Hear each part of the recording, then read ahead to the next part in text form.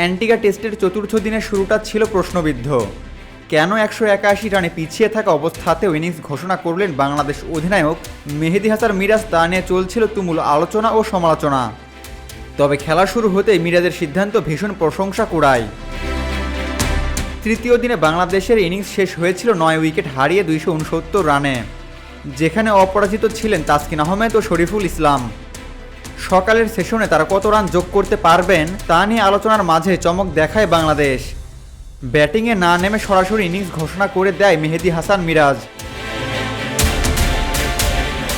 টেস্টের 147 বছরের ইতিহাসে এমন ঘটনা হাতে গোনা কয়েকবারই ঘটেছে।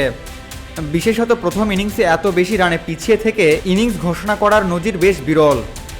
180 রানের বেশি পিছিয়ে থেকে ইনিংস ঘোষণা করার ঘটনা এর আগে মাত্র 2বারই ঘটেছে, যার মধ্যে একটি আবার ছিল বিতর্কিত, বিখ্যাত সেই নিন্দিত লেদার জ্যাকেট টেস্ট।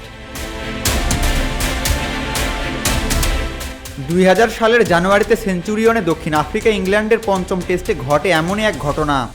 বৃষ্টি বিঘ্নিত ম্যাচে প্রথম 4 দিনের 3 দিনে ভেস্তে যায় বৃষ্টিতে। ফলে ম্যাচের ফলাফল বের করতে তৎকালীন ইংলিশ কাপ্তান নাসির হোসেইনকে অভূতপূর্ব এক প্রস্তাব রাখেন প্রোটিয়া অধিনায়ক হান্সি ক্রনিয়ে। প্রস্তাবটা ছিল 2 দলই তাদের প্রথম ইনিংস ছেড়ে দিয়ে খেলা শুরু করবে দ্বিতীয় ইনিংস থেকে।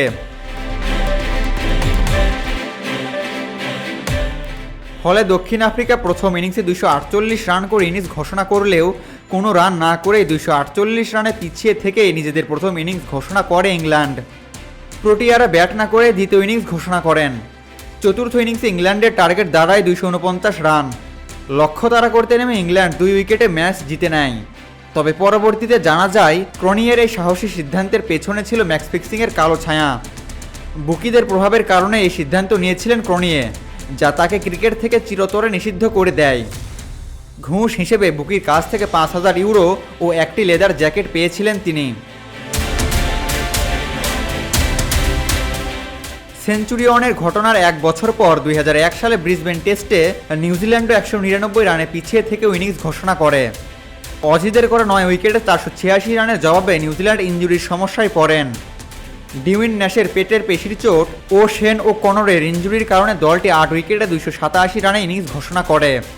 এরপর অস্ট্রেলিয়া 14 ওভারে 84 রান করে নিজেদের দ্বিতীয় ইনিংস ঘোষণা করে।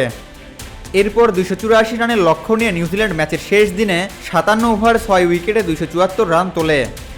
যদিও জয়ের মাত্র 10 রান দূরে থাকতেই দিনের খেলা শেষ হয়ে যায় এবং ম্যাচটি ড্র হয়। অ্যান্টিগার আগে মাত্র একবারই পিছিয়ে থেকে ইনিংস ঘোষণা করেছিল বাংলাদেশ। 2008 সালে মিরপুর টেস্টে নিউজিল্যান্ডের বিপক্ষে প্রথম 3 দিন বৃষ্টির কারণে খেলা হয়নি। চতুর্থ দিনে নিউজিল্যান্ড 6 উইকেটে 262 রানে ইনিংস ঘোষণা করলে বাংলাদেশ পঞ্চম দিনে 9 উইকেটে 169 রানে ইনিংস ঘোষণা করে। 93 রানে পিছিয়ে থাকা সেই ম্যাচটি ড্র হয়েছিল। আবু তালহা, অনফিল্ড।